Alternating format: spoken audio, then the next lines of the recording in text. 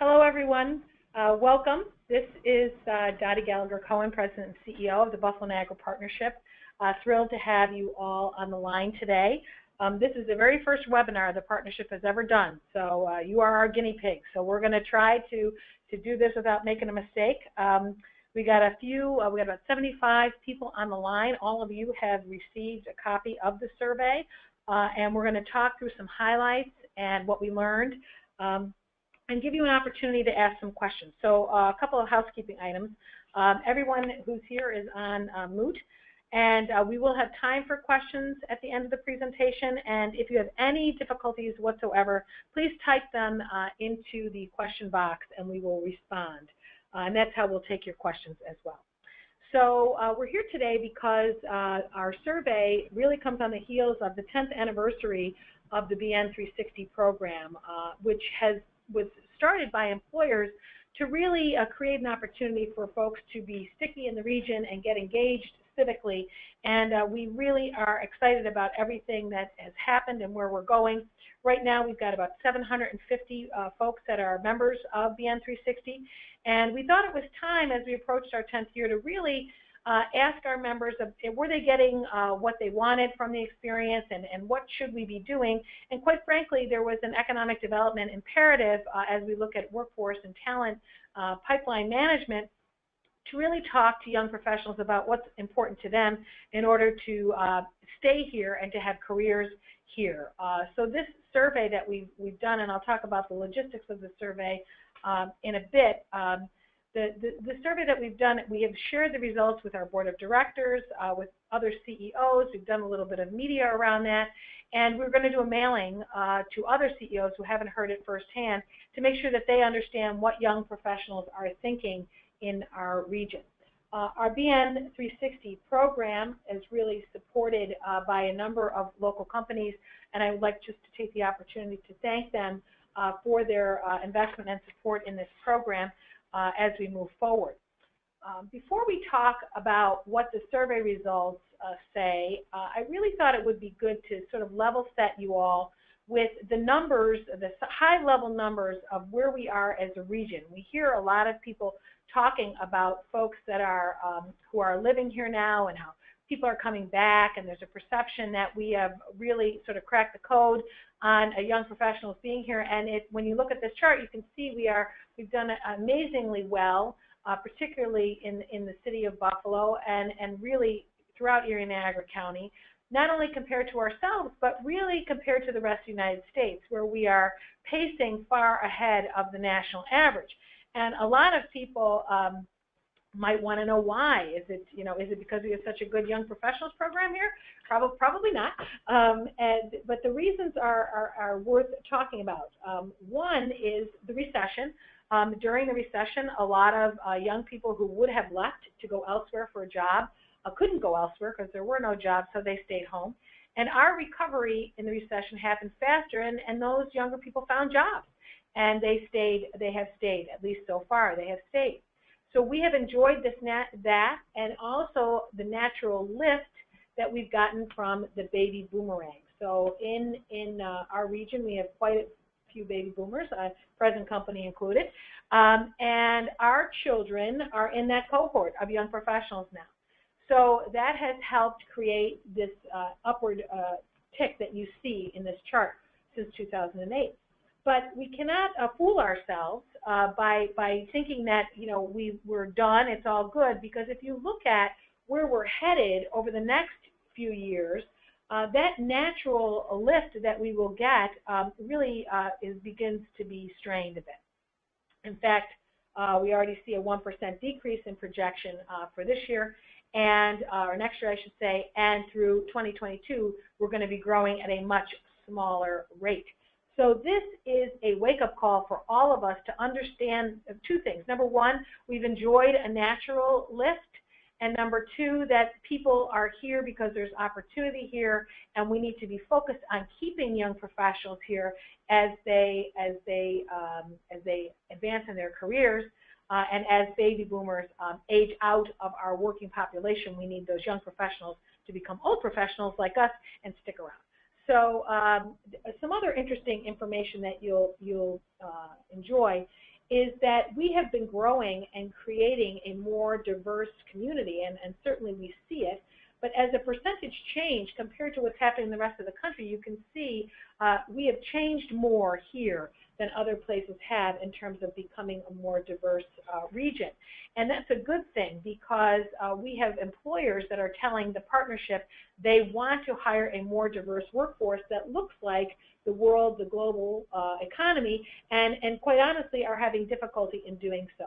In 2017, this is the first time this ever rose to a level of concern that our employers had, hiring a diverse workforce. They raised their hand. And then last year, that number nearly doubled with the challenges and difficulties in hiring a diverse workforce. So that just adds, you'll see that's a foreshadowing for later when we talk about the survey results.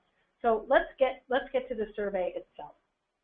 So very basically, our online survey was conducted between May and August and was mailed to about 900 people, our 750 or so BN360 members and our other partner programs, and we had a whopping response rate of almost 30%, or even a little more than 30%, which speaks to young professionals really wanting to express what their thoughts and needs are in terms of the community, and we were thrilled to get that response. So the survey result key findings were very interesting to us. The first one shows that across all of the segments, so it doesn't matter what age young professional you are, what industry you're in, whether or not you are a person of color or not, 97% of respondents said they would recommend the region as a place to live, work, and play. And as a person who is a marketing person by my own DNA, that referral, that 97% recommend, is a very good number and really speaks to our ability to have a community that is attractive to young professionals. So that's something that if that number came in low, we would be in serious trouble in terms of our ability to retain and grow our workforce of young professionals. But as it is, that looks great. 88% of young professionals see themselves living in the region in 10 years. However, there's a gap that only 76% of them believe the region provides opportunities for career growth. Now, again, we don't know exactly what that difference is, and maybe they're hoping they'll be here in 10 years, but are going to keep a weather eye on whether or not there are opportunities for them here. Troubling numbers that came through this were from YPs of color. Although our sample size was small, those people of color were 4 times more likely to say they don't see themselves living here in 10 years. And that is very troubling for a number of reasons. And you saw the slide 2 slides ago where employers are telling us they want to hire a more diverse workforce, and yet people of color are saying, I don't see myself here in 10 years. So we have quite a bit of work to do there. And when asked, what's important to you? What are the issues that you feel are most important? Community engagement, education, and civic vitality topped the list. So who were these people that responded? They really break into 3 different categories: lifers, transplants, and boomerangs. So let's start with the lifers. Are people who have been here and never left. We won't spend a lot of time talking about them. You know who you are. 21% were transplants. And those are people who might be a trailing spouse of someone else who moved here or came back for family. But what we found when we dug a little bit deeper in our focus group, and I'll talk more about that later, was that quite a few of the transplants in the room had gone to college here and decided to stay. And I think for us, that's a real learning. We kind of know that, but I think it speaks volumes. That's what's happening organically, but maybe we ought to be a little bit more mindful about engaging people who are coming here for college to be the workforce of the future as we move forward. And then the boomerangs, some of you may have friends that there are people who used to live here, left, and came back. So the boomerangs themselves returned 23% of them for work or a job and 68% for family reasons. And generally they came back from other parts of New York State. And again, I don't know what's happening in Cleveland, but we have quite a influx of folks from Cleveland. And the balance is really dispersed, and we'll show you a map in a minute about where they came from. The transplants are a little more complex. 42% said they came for work, which is not a surprise. 33% for family. In my mind, that might be sort of a trailing spouse.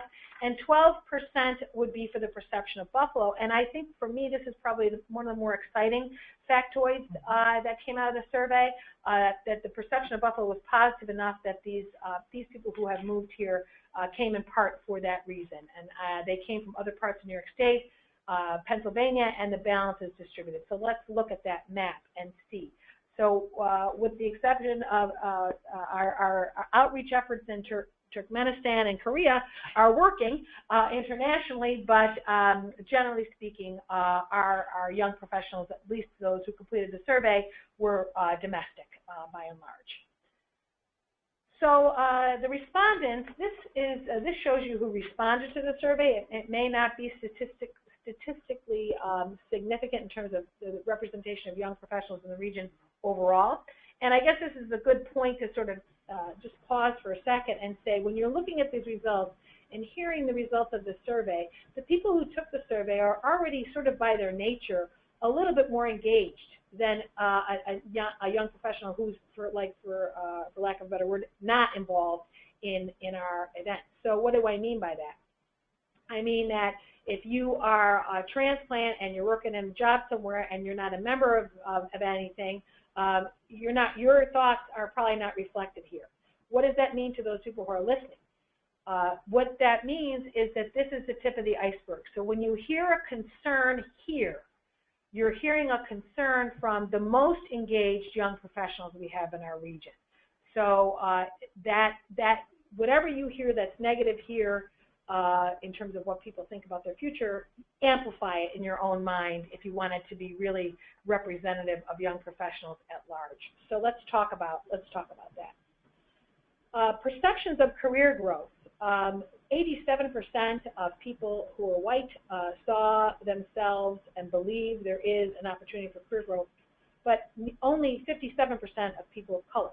And this is one of the facts of the survey that quite honestly I found probably the most disturbing. You saw earlier employers want to hire a more diverse workforce, and yet people of color who are here do not believe, many of them do not believe that they have opportunity for a future here. Whether that's perception or reality really remains to be seen, but what I would say is if it is their perception, it is their reality, because we know, and we'll talk about it in a little bit, young professionals, if they can't see a road for themselves in the future, they will leave where they are. They're not blindly loyal to their current position, and they are ambitious about creating their own futures. We talked earlier about the 3 top topics that came out as most important in their interest areas, and pause here to say that part of our motivation for doing the survey was to communicate to employers the thoughts and needs of a very, very valuable talent pipeline, but also to really inform our programming of how we get young professionals engaged in the community. So that's why we asked the questions about what not only is what's most important, but do you want to learn more? So for example, when you look at this slide, you see as one of our higher numbers, 16%, or nearly 17% of people thought that education was most important issue or interest area, but only 9% believed that they wanted to learn more, at least wanted to learn more from us. They were getting that need fulfilled elsewhere. So, or maybe feel they have a complete understanding and don't need to learn more. But where we have great opportunity for the BN360 programming is in this area of community engagement, where we can help young professionals plug in a more meaningful way. So we've taken this information and we are using it to inform our programming. When we did the survey, there were a number of facts begged a number of questions. This notion of I see myself in the future, but a 10-point difference of I don't see an opportunity for job growth. The issue around people of color's perception that they don't see a future here, et cetera, that really didn't line up with a lot of the other data. So we did a survey focus group. We brought about 25 people who had taken the survey into a room and really probed on a lot of these questions to sort of get a little bit of color behind the numbers. And I want to just share with you some of the learnings that we had there. In Buffalo, many of the young professionals, again, diverse, non-diverse, young or older young professionals, and we'll talk about that in a minute, brought up this issue of age legitimacy in Buffalo, that you have to be of a certain age in order to be taken seriously, and perhaps if you were in a city like Chicago, for example, that does not exist, that there's sort of a false barrier that's put on people who are younger.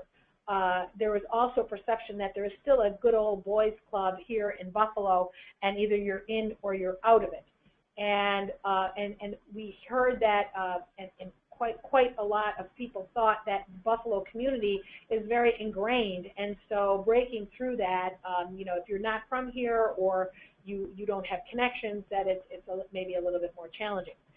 The people of color in the room were very specific around the need for employers to talk about their diversity goals, to not assume that the people of color in those employers' workplaces understand, and to be really transparent about their efforts, and we heard a lot of that. We heard folks say there are not enough opportunities for 35 to 40-year-olds, and one of the learnings that we got out of the survey is, you know, really an aha moment for us was that not all young professionals are created equal. There's really two cohorts within this very wide swath of how we define a young professional. Those sort of first in early career young professionals, and that getting to mid-career group who are really looking for the next big step. And where we have real challenges from in this community are in that second group, who want very different things than young professionals that are just starting out. But one of the things we heard from all of them is that they need to be able to move up or they have to move out, that this is they are definitely a cohort in motion.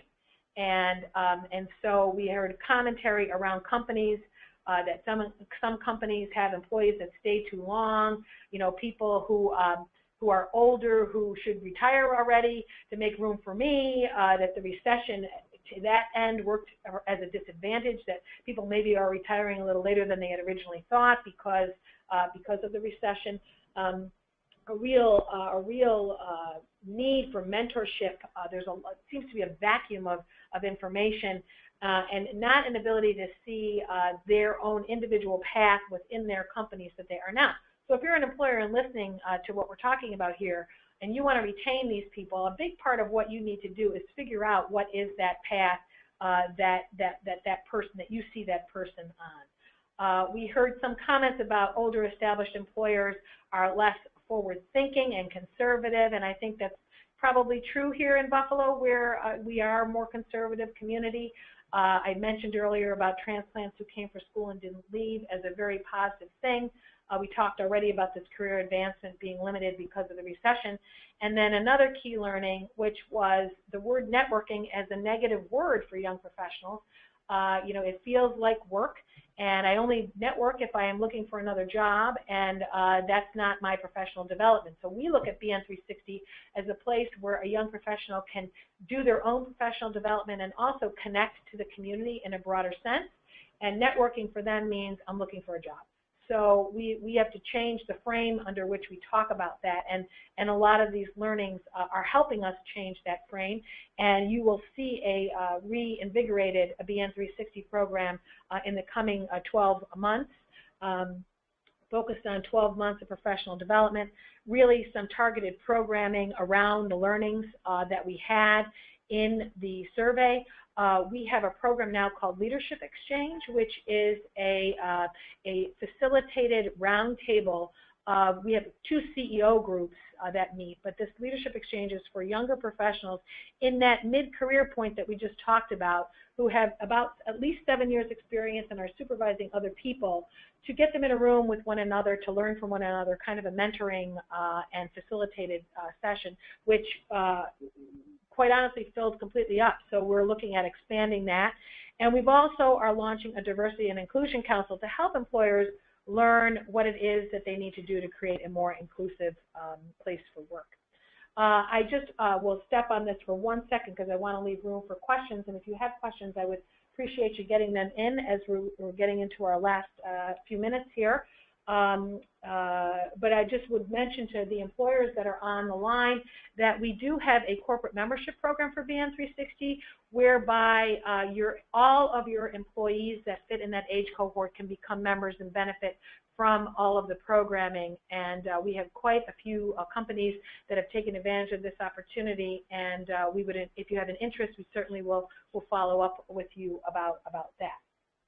And then finally, I just want to mention that we are kicking off our 2018 programming year on Thursday night at the Barrel Factory. We have about 300 people registered so far, which we're very excited about. And if you can make it, you certainly can. You can register at the link that you see there online. So with that, I would entertain any questions. Laura, do we have any questions? We don't have any questions. Am I that good? Or are people not giving us questions? I think you're just that good. I think I'm just that good. So Laura, is there anything you want to add while we're waiting for any questions to come in from the group here? Just any thoughts that you have about what we learned, or? Other than that, we've taken it all really into the full programming at the partnership as we think about the different aspects of how we work here, whether it's our councils or committees, that this intelligence of this important cohort is going to be feeding and fueling the development of all of those programs and plans, and that all the information on the 360 programs will be up on the website after the kickoff on Thursday, November 9th. That's great. Yeah, and I guess I would just add to this. For a couple of years, we've been talking about, you know, our Young Professionals program is not, it shouldn't live over in a universe by itself. It really has to be integrated into our work. It's just a voice that we need to have. It's not sort of the kids' table off to the side. It is really just making sure that we're hearing from and understanding the needs and desires of this really critical group. We didn't really talk about it too much. It's not relevant to the survey in particular, but we have a retirement cliff here that is significant, and we are going to be losing about 25% of the folks that are in the labor force now, the baby boomers who will be retiring over the next few years.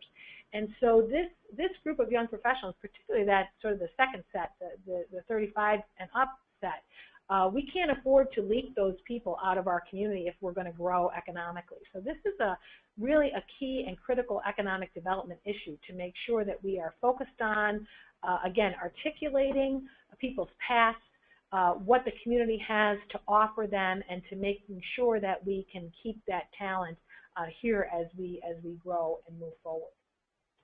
Any questions, Laura, that are?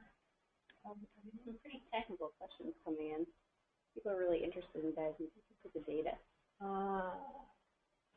What percentage? So let's take this first question. How does the city of Buffalo compare to larger cities like Boston or Washington in percentage of YPs?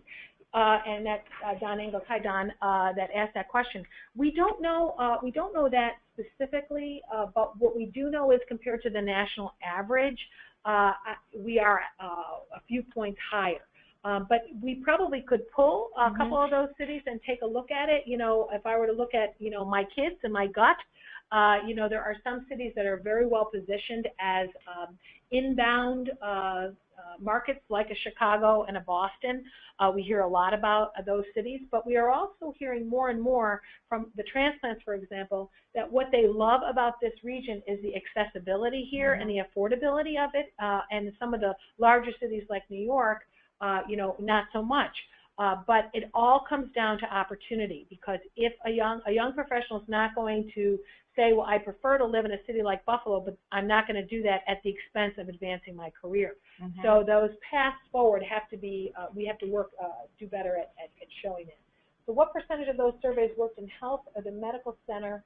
Was that sector as negative as the rest of the survey respondents? We did not cross-tab by industry on this, so I don't know that we can, but Michael, we could Michael McKay asked that question. We could try to dig down to see if their responses are negative. I don't know if enough. Laura, can you see what the percentage response was on health? Not on healthcare. Oh, 19.6 for health and human services. Of the responses overall, about 19% were in that field, but we don't have a crosstab that digs deeper in there. So, okay, Laura, this is a question I'm going to throw to you from Fallon McKernan.